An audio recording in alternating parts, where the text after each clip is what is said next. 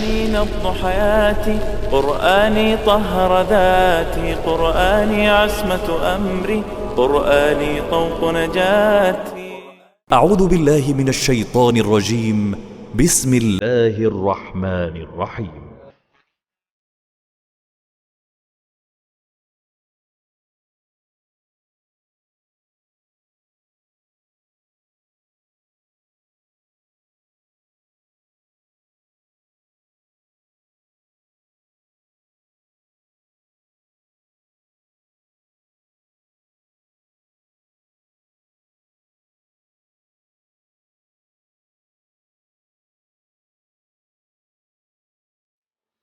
آج کے سبق میں انشاءاللہ تعالی ہم سورۃ البقرہ کی آیت نمبر 76 کو گرامیٹیکلی انالائز کریں گے.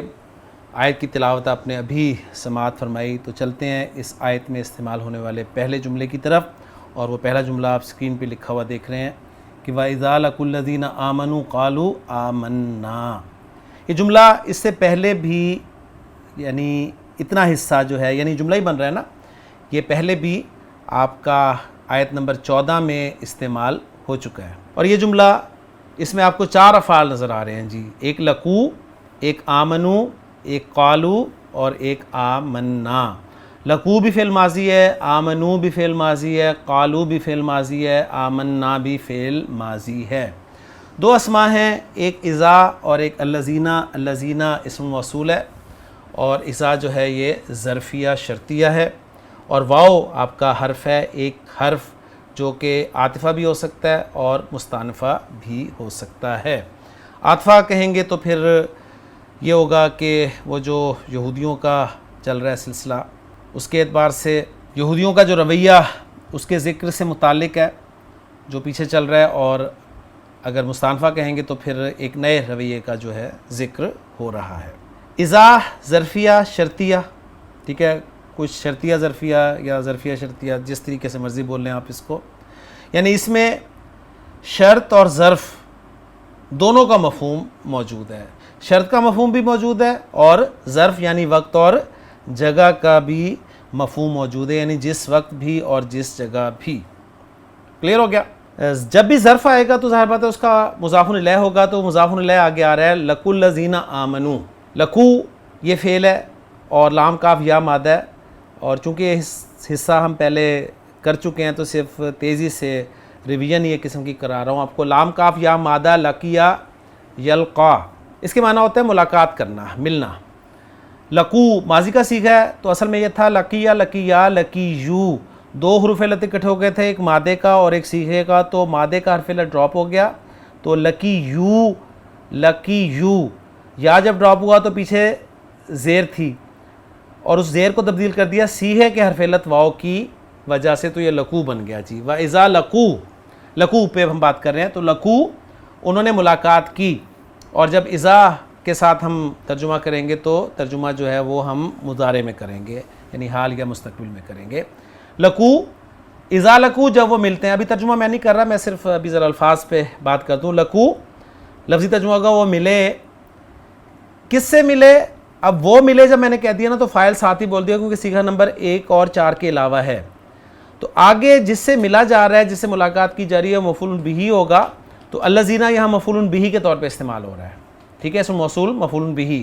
اور آپ کو پتہ ہے کہ اسم موصول جو ہے وہ کبھی اکیلا نہیں آتا، اس کے بعد ایک صلہ ضرور ہوتا ہے. تو صلہ جو ہے وہ آگے آ رہا ہے آمنو. تو الذین اسم موصول یہاں پر محلاً منصوب ہوگا کیونکہ مفعول بہ ہے، اور جو صلہ آ رہا ہے وہ ہے آمنو. آمنا یؤمنو ایماناً، ایمان لانا. ماضی جمع مذکر غائب کا صیغہ، آمنو وہ ایمان لائے. اب جملہ صلہ بن رہا ہے تو اس صلے میں ایک ضمیر کا عائد کا ہونا ضروری ہے جو موصول کے مطابق ہو. تو واو جو ہے وہ یعنی ہم کی ضمیر جو ہے وہ الذین کے مطابق ہے. تو الذین آمنو یہ موصول اور صلہ یہ بن گیا آپ کا مفعول بہ. اور لقو فعل اپنے فاعل اور مفعول بہ سے مل کر جملہ فعلیہ خبریہ ہو کر یہ مضاف الیہ بن گیا اذا کے لیے. اور اذا ظرفیہ اپنے مضاف الیہ سے مل کر یہ متعلق ہو گیا جواب کے جو کہ قالو آمنا ہے. بات سمجھ میں آ گئی؟ تو قالو آمنا یہ جواب ہے، قالو فعل قالا قالا قالو ماضی کا جمع کا صیغہ، انہوں نے کہا، فعل اور فاعل ہو گیا. کیا کہا مفعول بہ چاہیے تو وہ آمنا ہے. آمنا یؤمنو ایمانن میں جمع متکلم کا صیغہ ہم ایمان لائے. تو آمنا اس کو ہم جملہ فعلیہ بنا کر محلاً منصوب کر دیں گے قالو فعل کے لیے. قالو فعل اپنے فاعل اور مفعول بہ سے مل کر جملہ فعلیہ خبریہ ہو گیا. اور پھر اس کو اس طرح انالائز کرتے ہیں کہ قالو فعل اپنے فاعل مفعول بہ اور متعلق سے مل کر جملہ فعلیہ خبریہ ہو گیا. کلیئر ہو گیا. اور واو کو اگر ہم مستانفہ مانیں تو جملہ استئنافیہ ہو جائے گا. یہ آگے چلتے ہیں جی. وَإِذَا خَلَا بَعْضُهُمْ إِلَىٰ بَعْضٍ قَالُوا أَتُحَدِّثُونَهُمْ بِمَا فَتَحَ اللَّهُ عَلَيْكُمْ لِيُحَاجُّوكُمْ بِهِ عِنْدَ رَبِّكُمْ. تو بہت لمبا جملہ ہے جو کہ میرے خیال میں پہلی مرتبہ ہمارے سامنے اتنا لمبا جملہ آیا ہے. ہاں یہ جو لمبا جملہ ہے اس میں بہت سے جملے ہوں گے, صحیح ہے, لیکن ایک پورا جملہ جو بن رہا ہے وہ میں آپ کے سامنے رکھ رہا ہوں. اس بڑے جملے میں بے شمار چھوٹے جملے موجود ہو سکتے ہیں. یہ بات اچھی طرح اپنے ذہن میں رکھنی ہے. واو عاطفہ ہو گیا جی, کیونکہ پچھلے جملے پر اسے ہم عطف کر دیں گے. اذا یہ عطف کر دیں گے پچھلے والے اذا پر, کیونکہ واو عاطفہ ہے نا, تو اس کے بعد جو جملہ بن رہا ہے میں وہی بات کر رہا ہوں کہ ہم اس جملے کو پچھلے جملے پر عطف کریں گے تو اذا کا اذا پر عطف ہو جائے گا. اور خلا فعل آپ دیکھ رہے ہیں, خلا یہ بھی پہلے آ چکا ہے, تنہائی میں ہونا, خلوت میں ہونا. خا لام واو مادہ ہے اس کا. فعل ماضی پہلا صیغہ ہے, پہلا صیغہ ہے تو فاعل آگے آ سکتا ہے, تو فاعل آگے آ رہا ہے بعدہم, مضاف مضاف الیہ, ان کے بعض. الی بعدن, الی حرف جر, بعدن مجرور, اور یہ بعدن اس میں جو تنوین آئی ہوئی ہے اصل میں تھا بعدہم, تو ہم کو یعنی مضاف الیہ کو حذف کیا, اس کے عوض میں تنوین لگائے گی تو یہ تنوین عوض کہلاتی ہے, الی بعدن. تو اصل میں وہ ریپیٹیشن سے بچنے کے لیے پھر ایسا کیا جاتا ہے کہ خلا بعدہم الی بعدہم کی بجائے خلا بعدہم الی بعدن کہہ دیا جاتا ہے. تو یہ اذا والی جو آیات ہوتی ہیں نا, ان کا انالیسس دو طریقے سے کرتے ہیں. ہم نے تو جیسے متعلق کر دیا نا جواب کے, تو ایسے بھی اس کا انالیسس کیا جا سکتا ہے. جیسے میں پچھلی آیت کو سامنے رکھوں تو کچھ یوں کہا جاتا ہے کہ اذا لَقُوا الَّذِينَ آمَنُوا جو ہے یہ شرط ہو گیا, اور قالوا آمنا جو ہے یہ جواب شرط ہو گیا. تو شرط اپنے جواب سے مل کر یہ جملہ شرطیہ بن گیا. تو اس طریقے سے بھی انالیسس کرتے ہیں. تو یہ بھی آپ کے ذہن میں رہنا چاہیے. یہ طریقہ ذرا زیادہ آسان ہے, تو ہم بھی اگر اسی کو سامنے رکھیں تو بات زیادہ جلدی سمجھ میں آ جائے گی.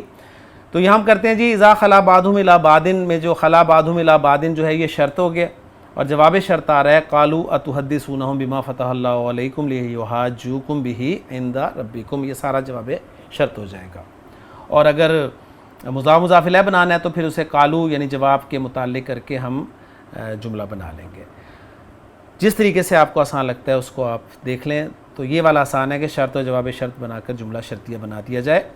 تو قالوا یہاں سے جواب شرط شروع ہو رہا ہے. اگر میں دوسرے والے طریقہ کار کو استعمال کروں تو قالوا فعل اور فاعل ہو گیا, اور اس کا مفعول بہ چاہیے تو مفعول بہ جو ہے وہ ایک جملہ آ رہا ہے, اور جملہ جو ہے پھر محلاً منصوب ہم قرار دیں گے مفعول بہ کے طور پر. اور وہ جو جملہ بن رہا ہے یہ مفعول بہ بن رہا ہے وہ ہے اتحدثونہم, یہاں سے شروع ہو رہا ہے. آپ کا حمزہ استفہام کے لیے حرف استفہام ہے, آگے فعل آ رہا ہے تحدثون, تحدثون علامت مضارع تا ہے پیش کے ساتھ آ رہی ہے. 4 پاسبلٹیز, وہ بات پھر ایک مرتبہ آپ کے سامنے آ گئی. یا تو باب تفعیل ہوگا اگر عین کلمہ جو ہے وہ شد والا ہو, تو واو نون کو ہٹا دیں تو ہا دال اور ثا 3 حرف آپ کے سامنے آ گئے, جس میں درمیان والا حرف یعنی عین کلمہ شد والا ہے تو باب تفعیل ہے. آپ کی ریسرچ یہیں پر ختم ہو گئی. تو باب تفعیل میں اب ہا دال ثا کو ڈال دیں تو یہ بن جائے گا جی حدث یحدث تحدیثاً, خبر دینا بیان کرنا. اور سورہ زلزال کی بڑی خوبصورت آیت یومئذ تحدث اخبارہا, اس دن وہ زمین جو ہے اپنی خبریں بیان کرے گی. تو تحدثون تم بیان کرتے ہو, تم خبر دیتے ہو. کیا تم خبر دیتے ہو؟ تحدثون فعل اور فاعل ہو گیا, پہلا چوتھا صیغہ نہیں ہے تو فاعل ساتھ ہی بول دیا. ہم مفعول بہ ہے, تو کیا تم خبر دیتے ہو انہیں؟ کس چیز کی خبر دینی؟ جس چیز کی خبر دی جائے گی وہ با کے ساتھ آئے گا, تو وہ با کے ساتھ آ رہا ہے بما فتح اللہ علیکم. با حرف جر ہے اور اس کے بعد مجرور ما ہے جو کہ اسم موصول ہے, اور اسم موصول جب بھی آئے گا ایک صلہ آئے گا، اور صلہ فتح اللہ علیکم آ رہا ہے۔ فتح فعل ہے، فتح یفتح کھولنا کے معنی میں استعمال ہوتا ہے، اور صیغہ نمبر 1 ہے تو فاعل آگے آ سکتا ہے جو کہ اسم اللہ حالت رفع میں آ رہا ہے۔ اللہ نے کھول دیا، لفظی ترجمہ ہوگا علیکم تم پر، جار مجرور متعلق ہو گیا فتح فعل کے۔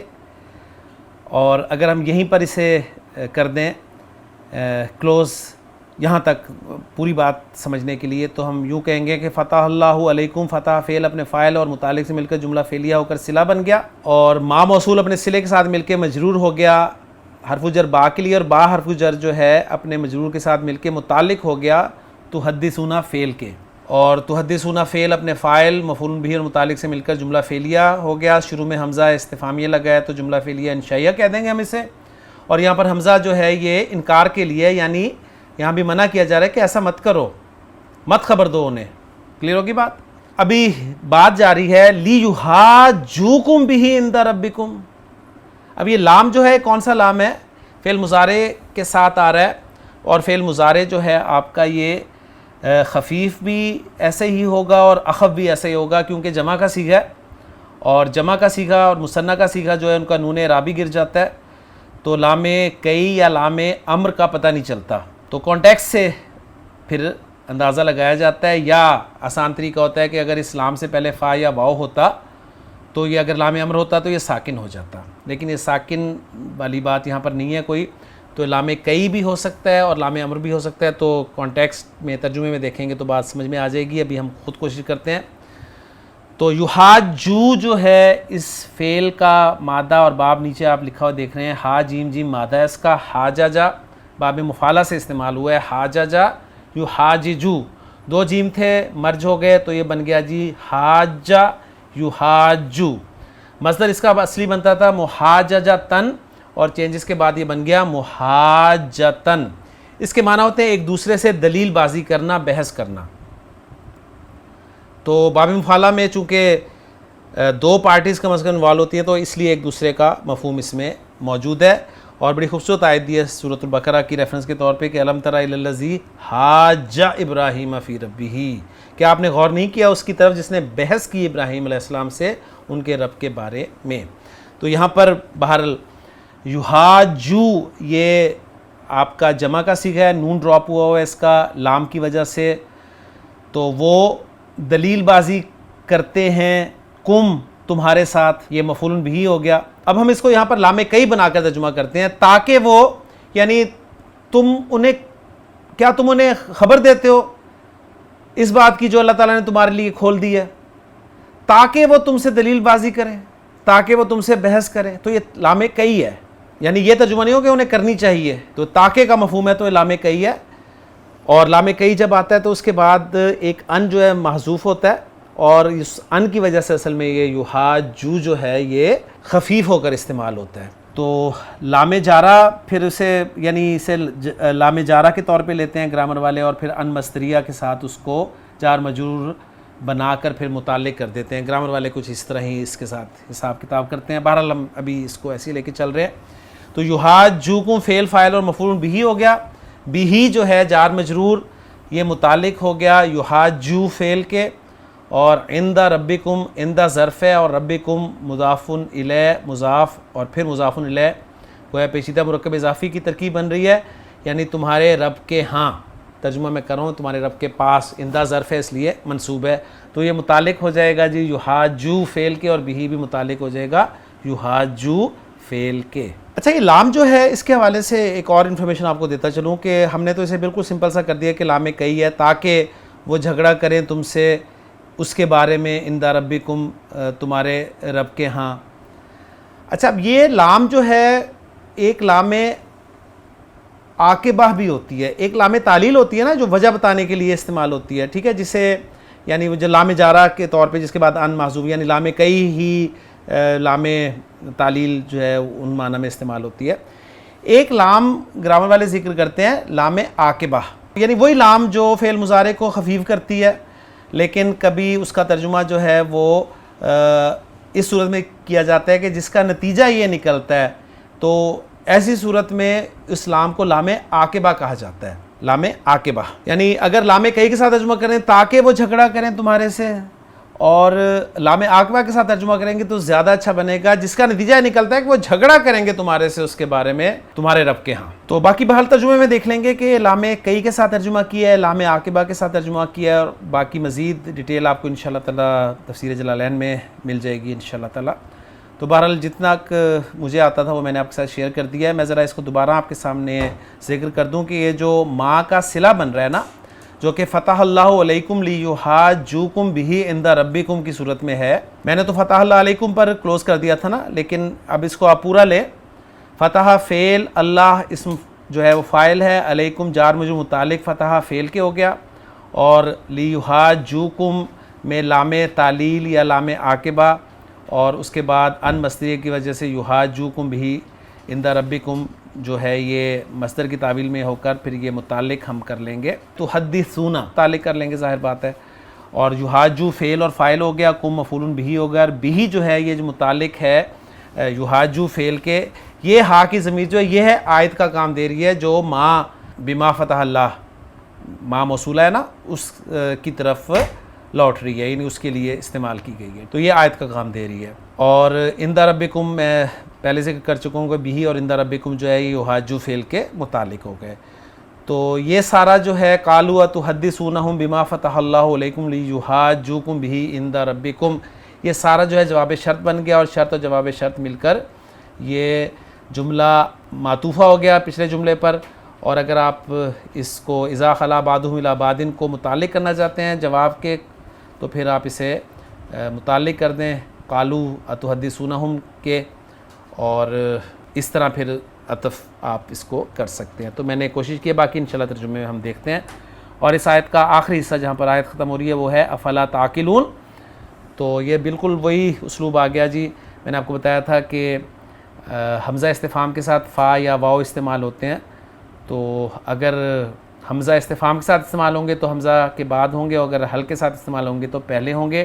تو حمزہ استفہام ہے، فا آپ کا حرف عطف ہے، لا جو ہے آپ کا لائے نفی ہے، اور تعقلون جو ہے یہ فعل مضارع ہے، تا علامت مضارع، واو نون جمع کا صیغے میں آتا ہے، اور عین قاف لام مادہ ہے، عقل یعقلو عقل کرنا، تو تعقلون تم عقل کرتے ہو، لا تعقلون تم عقل نہیں کرتے، تو افلا تعقلون تو کیا تم عقل نہیں کرتے، اور یہاں بھی یہ پھر کہا جا رہا ہے کہ کچھ عقل کرو، کلیئر ہو گیا۔